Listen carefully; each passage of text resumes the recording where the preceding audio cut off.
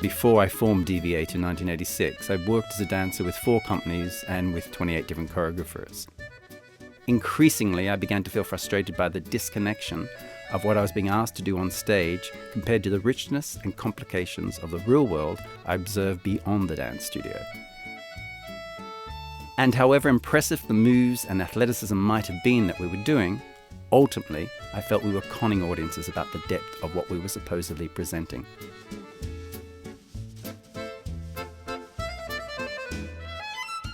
If you want to address social, psychological, human issues, and I do, dance has huge limitations. The term physical theatre better describes the work I do. There are less restrictions and rules about what is admissible under this banner. So I can invent, access, manipulate and combine whatever I like, be it pedestrian or naturalistic movement, circus skills, film, dance, song or text.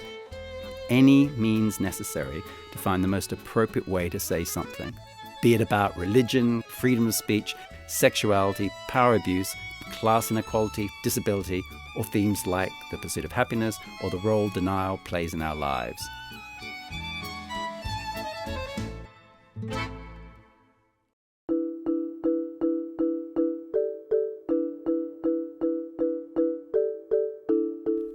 The company's early work was physically combative, masculine and angry.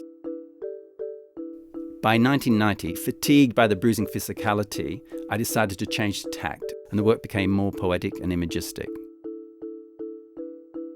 We started incorporating bigger and more elaborate sets to advance our narratives. After more than 2 decades of experimenting, shoving and pushing movement in every direction, I felt I could no longer adequately express ideas I needed to in movement alone, without resorting to words. I was also tired of making fictional work, so I started interviewing people about their lives and using their words and their stories, while still maintaining a commitment and passion to movement. And gradually, a hybrid form of theatre emerged, incorporating what is known as verbatim theatre, with DV8's own very physical and specific way of moving.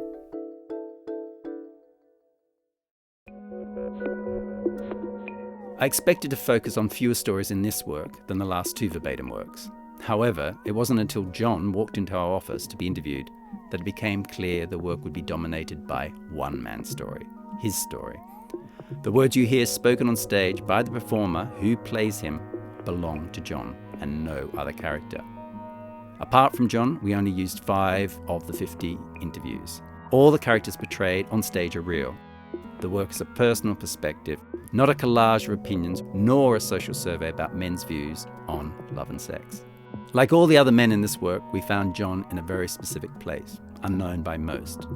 Like John, they were all searching for something, be it love, escape, validation, sex, or company.